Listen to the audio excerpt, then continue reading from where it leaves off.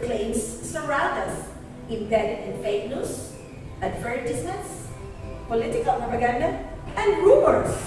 With all types of information which are made available to anyone with access to the internet, how do we know what to believe?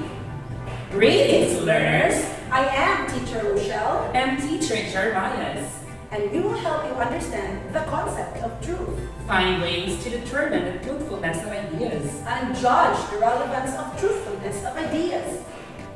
Please be ready with your module, paper, and pen, and make sure you are safe and comfortable while watching this video lesson. Let's get started!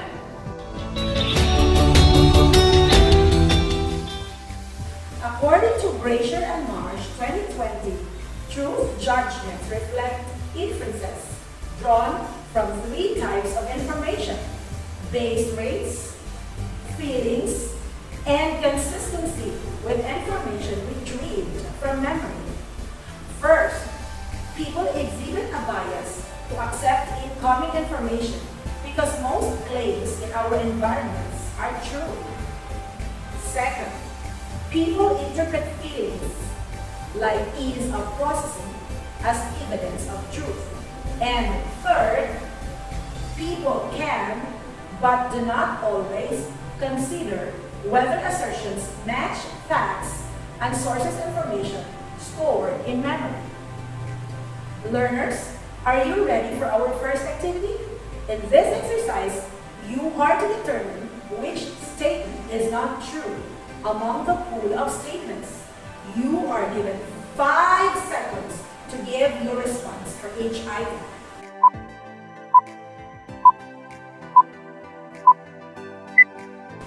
Number 1. Which statement is not true about our solar system? A. Mercury is the closest planet to the Sun. B. Saturn is closer than Jupiter to the Sun. C. Earth is the third rock from the Sun. And D. Venus is the hottest planet.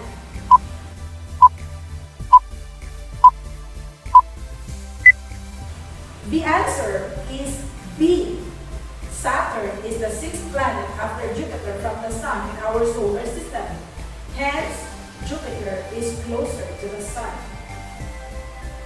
Which of the following statements is not true about our world population?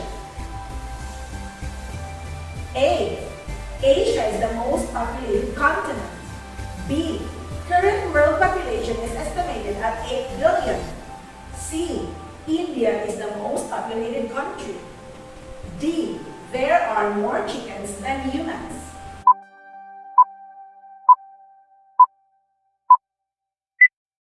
The correct answer is C. India is the most populated country in the world because it is China which holds the title with more than 1 billion people, comprising its massive population. 3. Which is not true about the world truth? A. The state of being real and factual. B. A judgment or ideas that is accepted as true. C. It is synonymous to the word actuality. D. Its language of origin is German.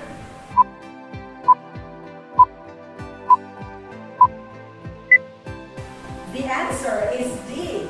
The word truth can be traced back to Old English as its origin, which spelled back then as T-R-E-O-W-T-H,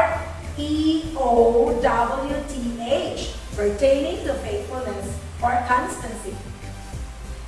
Number 4. In mathematics, which is not true about the given equality 2x squared plus 6x plus 24 equals 0? A. 2x squared is the leading term. B. X is the variable. C. It has a degree of 4. D. 24 is the constant.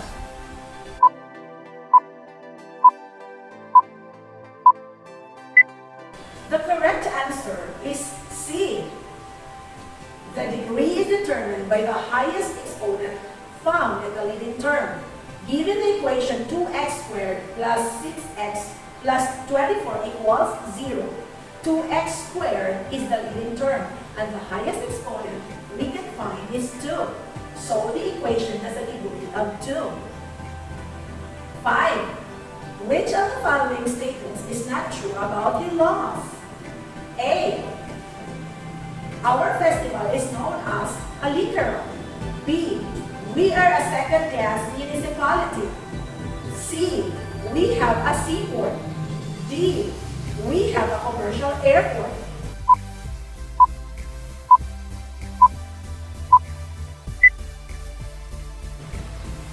The correct answer is D. We don't have a commercial airport yet. Although Hilomas has an airport, it is not yet facilitating commercial flight services. How well did you do in our activity? Great! You're all awesome as always. At this point, let us explore how the society places value on truthfulness through the works of O. Henry, While the Author Waits.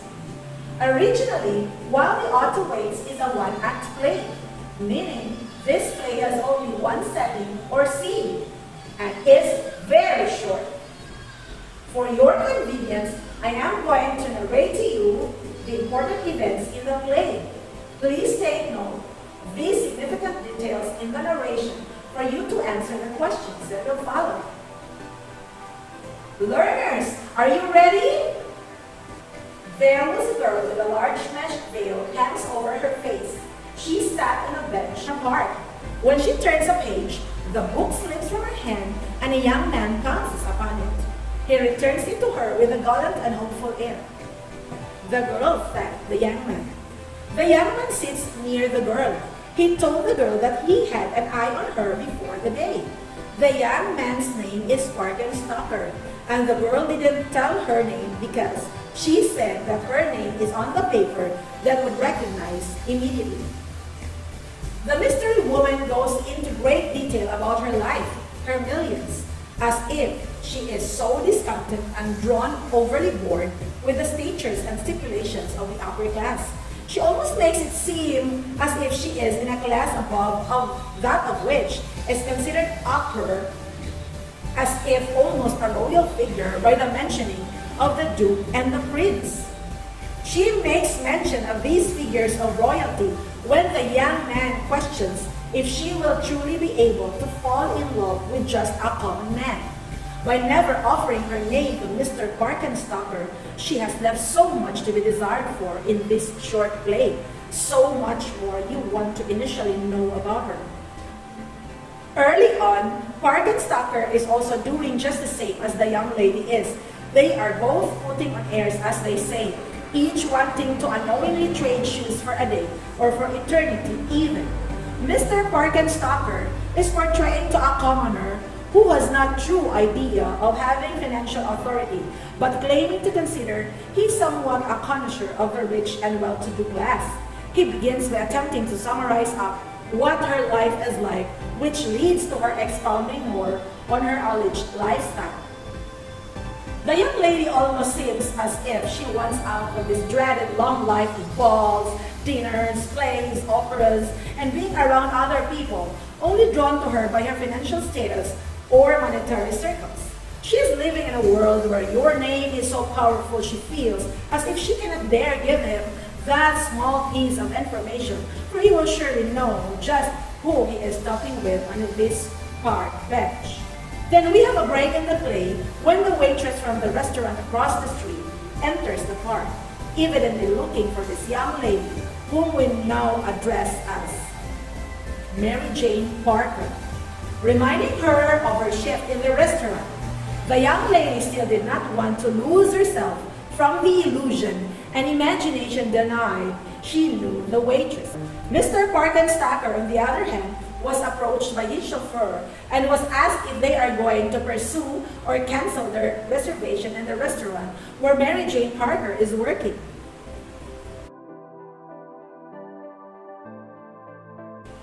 Were you able to take note of the important details in the summary of the play? Well, You may pause this video or replay the video until you will have the necessary details in the play. To test your understanding of the play, here are the questions for you to answer. 1. Who are the characters in the play? Mary Jane Parker and Mr. Parkenstocker are the major characters in the play, while the waitress and the chauffeur are the supporting characters. 2. How was the girl described by the author? The girl wore a large mesh veil on her face, something that is worn by women in the society's upper class. 3. How did the girl try to convince the young man that she was from a high social class? The girl goes into great detail about her life, being tired of her millions. She is so discontent and grown overly bored with the statures and stipulations of the upper class. She almost makes it seem as if she is a class above of which is considered upper, as if almost a royal figure by mentioning of duke and prince and other royalties. 4. Were the girl and the young man telling the truth about themselves? No, they were not being truthful to each other. The girl posed as if she's a member of royalty, while Mr. Parkenstocker posed himself as a commoner. 5. Are these scenarios still common today? Please elaborate. Of course, a lot of situations similar to the play, which are common in today's society. With the advent of social media, a lot of fake people take advantage of others by deception, scam, identity theft, spreading of fake news, posting of malicious political propaganda, lies, and character assassination. All these are manifestations of how truth can easily be twisted with the help of the current technology, which are randomly corrupting young minds. That is why, learners, you need to equip yourselves with the knowledge and skills on how to find the truth and judge information, whether truthful or not. To help you understand the ways to find truth, here is Teacher Jeremiah to elaborate the topic for you. Thank you, Teacher Rochelle. Society places a high value in truth. Truth is the foundation for a fair and just society. In court, we require witnesses to swear to tell the truth, the whole truth, and nothing but the truth. Because only that way can justice be delivered. Most modern religions also have something to say with the matter, and they place a high value in the principle of truthfulness. So, how do we find truth? First, please beware of fallacies. What is a fallacy? It is an idea which many people believe to be true, but which is in fact false because it is based on incorrect information or reasoning. Here are common types of fallacies. First is ad hominem. This is a Latin word that means against the man. As the name suggests, it is a literary term that involves commenting on or against an opponent to undermine him instead of his arguments. For example, how can we believe you when you are dumb and stupid? This statement clearly shows how a person is attacked instead of being addressed or against his argument. Another is appeal to force. This is a fallacy that is based on the threat of harm and is not relevant to the argument itself. For example, a friend who means a great deal to you desperately wants to be the top runner in the school. Before a track meet, your friend says to you, "If you don't let me win the race, I can't be your friend anymore." Letting me win the race makes sense, don't you think? We also have appeal to authority. This is a common type of fallacy, which supports that something must be true because it is believed that someone is said to be an authority on the subject. For example, a commercial claims that a specific brand of cereal is the best way to start the day because athlete Michael Jordan says that it is what he eats every day for breakfast. Then we have appeal to emotion. It makes a claim based on sympathy or empathy instead of just or logical grounds. This type of fallacy manipulates another's emotions to win an argument. Emotional appeals do not rely on facts or evidence. Rather, they rely on playing on emotions. For example, a political ad that shows the candidate shaking hands with the community as he leaves church on Sunday morning. Almost every commercial is an appeal to emotion. A cereal commercial shows kids enjoying their breakfast with a happy mom in the background. The commercial is supposed to make parents think that if they get this cereal, their kids will just sit down and have their breakfast without running around and driving them crazy. Another is appeal to popularity. It is making an argument that something is right or correct thing to do because a lot of people agree with doing it. This type of fallacy is also called bandwagon. For example, surveys show Bongbong Marcos to be the leading presidential candidate. We should vote for him this coming election. Next is appeal to tradition. It uses historical preferences of the people, either in general or in specific as the historical preferences of a single individual, as evidence that the historical preference is correct.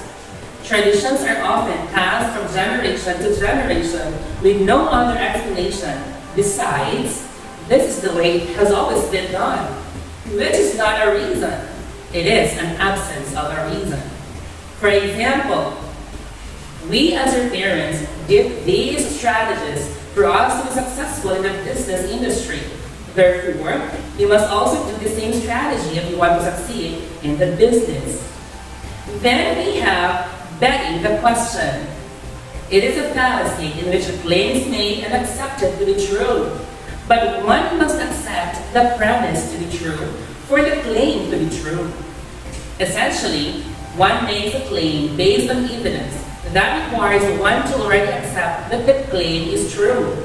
For example, God is real because the Bible says so, and the Bible is from God.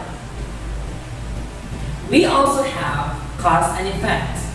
It is a fallacy that occurs when someone claims that because two things typically occur together, that one causes the other. However, the two things do not have a cause-effect relationship. For example, Jennifer comes to class just as the bell rings every day. Jennifer's arrival at class causes the bell to ring. Another is fallacy of composition. It is inferring that something is true of the whole from the fact that it is true of some part of the whole. This is the opposite of the fallacy of division. For example, each brick in a building weighs less than a pound. Therefore, the building weighs less than a pound. And finally, we have fallacy of division. This is when someone argues that something that is true for the whole is also true for the parts of the whole. For example, I just read a report about teachers not being happy with how much they are paid. So, my Aunt Sarah, who is a teacher, must be unhappy with her salary. Aside from avoiding these fallacies, you must also stay true to facts and avoid opinions. For example, President Duterte implemented various mega projects under the Build program. This is a statement of fact. But when you say that President Duterte is the greatest president of our country, that becomes an opinion.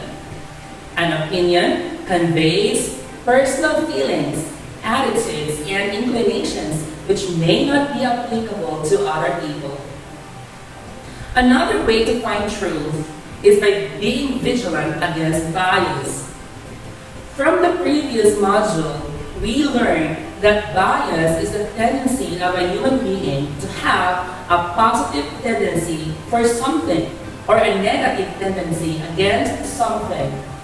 In other words, that describes bias as prejudgment for or against something. Bias can lead to prejudice, and prejudice can lead to stereotyping. Biases can lead to poor judgment, poor reasoning skills, and faulty decision making because they may close the person's mind off to alternative ideas, facts, and truths. Here are additional examples of bias. We have correspondence bias. This is a tendency to draw inferences about a person's unique and enduring dispositions from behaviors that can be entirely explained by the situations in which they occur. For example, when we see someone else kick a vending machine for no visible reason, we assume that they are or that person is an angry person. But when you yourself kick the vending machine, it's because the bus was late, the train was early, your report is overdue, and now the damn vending machine has eaten your lunch money for the second day in a row. Surely, you think to yourself, anyone would pick the vending machine in that situation. Another is confirmation bias. It is a type of cognitive bias that involves favoring information that confirms your previously existing beliefs or biases. For example, Henry is adamantly opposed to gun control. He seeks out news sources that are aligned with his position. When he comes across news stories about shootings, he interprets them in a way that supports his current point of view. Then we have culture bias. This is a tendency for people to judge the outside world through a narrow view based on their own culture. For example, an employee from a particular cultural background may not be deemed to deserve promotion. Is everything clear? Perfect. If you find yourselves having difficulty in following through our lesson, please don't hesitate in reviewing the content of this video. With your patience and determination to learn, you will absolutely succeed. Come on, everyone. Let's have a short recap.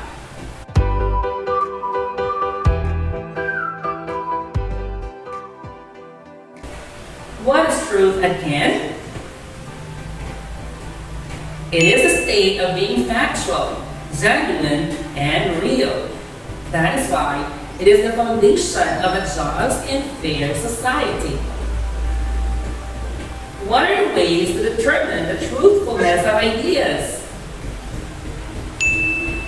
By being mindful about fallacies embedded in statements. Based on our lesson, a fallacy is an idea which many people believe to be true, but which is in fact false because it is based on incorrect information or reasoning. Always stick to facts and avoid opinions, and avoid bias. How would you know that the ideas presented are facts, opinions, or biases? You will know that a statement is factual if it's objective, free from feelings and personal assertions, and it is also backed by verified findings or information. A statement is an opinion if it is solely based on personal thoughts based on how the speaker feels or thinks about a certain issue or subject. And finally, a statement contains bias if it expresses how the speaker supports or rejects an idea based on his personal choice, attitude, and inclinations. Learners, are we still good? I hope you're doing well, safe and happy while progressing through our lesson. I hope that at this point in our lesson, you do realize the importance of truthfulness. But Remember that truthfulness and tact must go hand in hand because otherwise the truth may be unacceptable to those who hear it. Empathy is the key. Alright, it's time for us to test our understanding on our lesson. Here is Teacher Rochelle to facilitate the following exercises.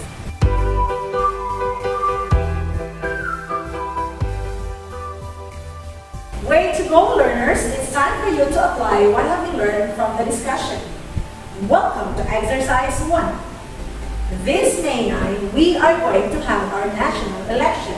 As a way of convincing voters, various political candidates and supporters are posting propaganda, advertisements, and articles either to support their candidates or malign other opposing candidates.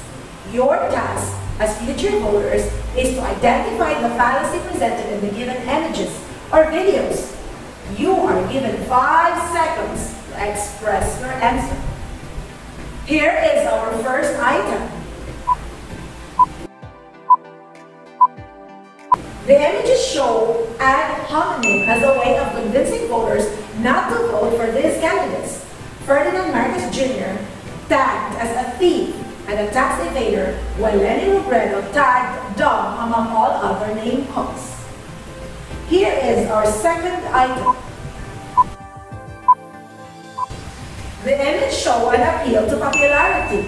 With this political survey sponsored by Pulse Asia is shared by BBM supporters in social media, they are trying to express that BBM is a popular choice and other voters, especially the undecided ones, should do the same. Here is our third item. Ngayon, ano bang takot mo? Gutom? Ng trabaho? COVID? Pero bukas pa ang bukas. Panahon ng pumiling muli. Ang dapat piliin, walang bahid ng korupsyon. Ibibigay ng buong buo ang dapat sa'yo. Dahil mahal ka. Ako si Leni Robredo at araw-araw pinipili kita. The political ad of Leni Robredo is expressing an appeal to emotion by trying to highlight she loves the Filipinos by being there for them. Here is our fourth item. Ipinaglaban ang tama hanggang kamatayan. I shall dedicate the last drop of my blood to the restoration of freedom and the dismantlement of your martial law. Ang aking ina, hindi umurong sa diktador. As I came to power peacefully, so shall I keep it. Nakita rin kay Noynoy Aquino ang dugong bayani. Ang demokrasyang ipinaglaban ng aking mga magulang, palakasin nating lahat. This political ad of Noynoy Aquino, when he ran for senator, shows appeal to tradition by trying to make reference of how his parents fought for the democracy of Filipinos, giving us an idea that we too would do the same. Here is our fifth item. Magandang gabi sa inyong lahat, mga palangga ko! Palangga ko, mga ilog ko! Good evening, everybody! Thank you for being here tonight! Alam niyo po, nandito ako bilang kabiyak ng aking manok. This clip shows appeal to authority, having Sharon Cuneta as an influential person campaigning for Leni. And here is our last item. Tumigil ako sa pag-aaral kasi ako yung inaasahan ng pamilya ko sa pang-araw-araw na gastusin. Nag-drop out ako kasi kailangan ko magtrabaho. Kundi, magugutom kami.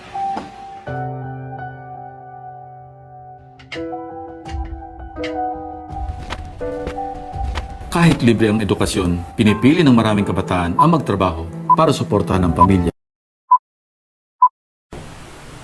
This political ad of Ping Lacson also embeds appeal to emotion by trying to connect with the problems of the common Filipino people. Did you get all of the items correctly? What did you notice? Most of political ads of candidates show appeal to emotion, which shows how great is the potential of this type of fallacy in convincing Filipino voters.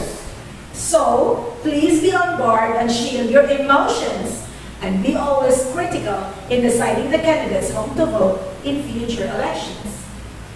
All right, learners, it's time for you to have fun among your classmates and friends by doing our next collaborative activity. Form a group of 5 via Facebook chat and get to know each other about everyone's local culture, practices, and traditions. Pick the subject of your discussion, either culture, tradition, or practice, and share to the group what and how you experience your chosen subject.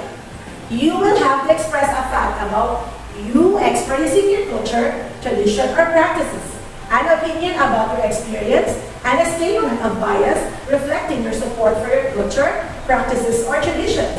Let's call this activity to be honest. Here is an example of practices. To be honest, we celebrate our barangay fiesta every month of May, and I always attend disco parties every time, and that's a fact. To be honest, disco parties are the best things about celebrating barangay fiesta every year. That is why I will never skip them. To be honest, I really like disco parties because I can feel how lively, colorful, and enjoyable fiesta celebration is. Hence, the local officials should invest on disco parties to maximize fiesta celebration. After everyone has shared their statements, consolidate your responses in one sheet of paper and group all statements of facts, group also statements of opinions, and other cluster for statements with bias. Take a picture of your consolidated responses and send it to our FB Messenger account. You may pause the video if you decide to immediately perform the activity with your online friends and classmates. But if you don't have internet connectivity at home, just accomplish this activity by yourself and take a picture of your work and send it to our group chat once you go online. Have fun while doing this activity, but please maintain a healthy atmosphere in your group chat rooms by being courteous, respectful, and polite in giving your ideas or in reacting to your classmates' ideas. Learners, congratulations for reaching this far. You are now ready to accomplish your assessment. Please use a separate assessment sheet provided for your answers and for your performance output. Part 1 is multiple choice. Read the following questions and choices carefully. Encircle only the letter that corresponds to the correct answer. Part 2 is true or false. Please verify the following statements even. Write true if the statement is a fact, and write false if the statement is fabrication or rumor. Write whether the statement is relevant or not relevant to you as a Filipino citizen. Use the blank space provided before each number for your answers. Part 3 is performance task, which is poster making. You are going to browse the internet about the recent Russia-Ukraine war and examine the stories of both sides. Evaluate how Western media painted Russia as the aggressor and the U.S. being the world police. Illustrate or draw a scenario showing any of the fallacies discussed in this learning module. Use a 1/8 size of illustration board for this graded activity. Unleash your creativity in your output. Things to consider in making your poster. Number 1, coverage of the topic. Make sure that your poster clearly illustrates any of the fallacies discussed in this module. Number 2, the use of graphics. Make sure that all graphics are related to the topic featured. 3, the use of language. Make sure that ideas are well presented with no error in grammar and spelling. 4, layout and design. Make sure that the final output is attractive, neat, and well thought of.